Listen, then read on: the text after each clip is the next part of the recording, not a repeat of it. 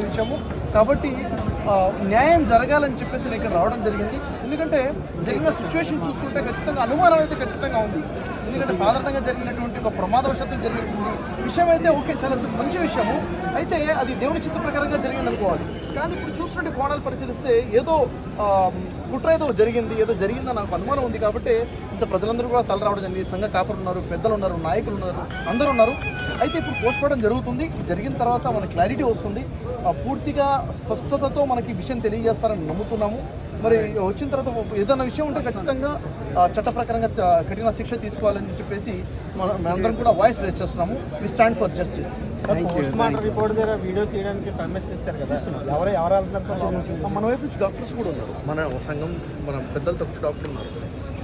Sir సభ్య గారు ఇంకో విషయం, ఆయన రీసెంట్గా ముస్లిం మీద మాట్లాడుతూ ఆయన క్షమాపణ దాని మీద లేదండి. యాక్చువల్గా ప్రవీణ్ పగడాల గారి యొక్క గొప్పతనం ఏంటంటే పొరపాటు ఎవరితోనో జరుగుతుంది, నాతో వారితో ఎవరితో జరుగుతుంది. పొరపాటు జరిగినప్పుడు ఇది పొరపాటు ఉన్నప్పుడు బహిరంగంగా వచ్చి క్షమాపణ కోరారే, అది వారికి గొప్పతనానికి నిదర్శనం అని చెప్పాలి.